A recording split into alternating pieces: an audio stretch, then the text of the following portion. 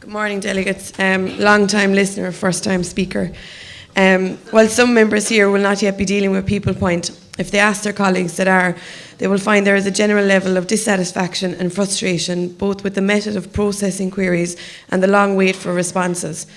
We know that People Point are willing to work on feedback, as demonstrated by the recent addition of a method of cancelling leave, but their meetings are held with upper management and not us, the end users. We would therefore like the incoming executive to arrange contact with People Point and provide a forum to allow us to query issues and suggest methods of resolving what we see as the problems with the current system. I ask you to vote in favour of this motion. The union, along with the other civil service unions, met with public expenditure and officials and People Point officials in the last 2 weeks before conference. I had a list as long as my arm of individual queries, difficulties and problems arising with the new HR shared services called People Point. The meeting was quite productive. It goes to a number of the issues that are addressed in the range of motions here on People Point.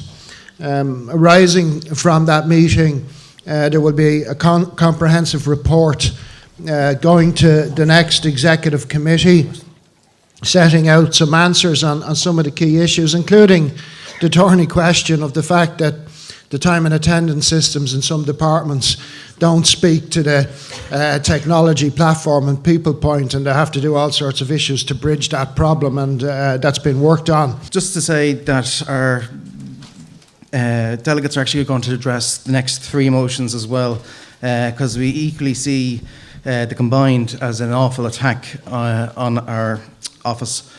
From my point, I'd just like to say that reading through the rest of the motions, we were shocked and quite saddened to see that there's not another sort of criticism towards any other office out there, again, through operations, say in revenue or in social welfare, that this is a vehement attack on our office. Thank you. Thanks, John. Kevin Gary, Finance Deeper and People Point, and I work on People Point. First of all, I'd like to give you a bit of background in terms of People Points. There are currently about 200 staff, 25 of whom would be higher grades, 4 APs, 10 HEOs, 4 SOs, 6 EOs approximately. We have about 180 clerical staff, 2/3 of whom are temporary COs. So in terms of this motion and, well, motions, and the issue of delays processing queries and response times, please consider that we are into only tranche 3 out of 5 tranches. We are serving the 3 biggest departments: agriculture, revenue, social protection, among others like CSO, PRA, justice, transport, education. Just, I suppose, to follow on from the last conversation, this is in no way an attack on our members in People Point. This is solely about the system. The system is completely and utterly flawed. We've had problems with time being put in our clock. We've had problems where sick leave has been put in twice for the same instance. And given the changes in sick leave, that's not great.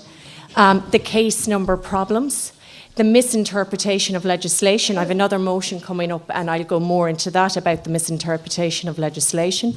There are so many problems. I'm speaking for it, but I just want to emphasise one thing there, that we need to be a wee bit careful, and that when this would go back, if we do go, we need to be careful in the way we approach it, because the management of there could turn around and say that it's the effectiveness and efficiency of the staff, as opposed to, we need to be careful on that, but I would be speaking for it, Thank you, now. My own details would be, in January I looked for 3 half days. My clock was updated with 1 full day. When I queried it, the full day was taken away and I was still left without the 3 half days. So I emailed, I phoned, and in March my clock was eventually updated with 3 half days. In March I looked for 3 full days. I have 2 emails and 2 phone calls made, and my clock still isn't updated. Like, that is below standard. It's the process is wrong. If the resources aren't there, they shouldn't be taking on extra departments until the problem is fixed. And it's a review of this that I am looking for, not a problem with the people. Thank you. Thanks.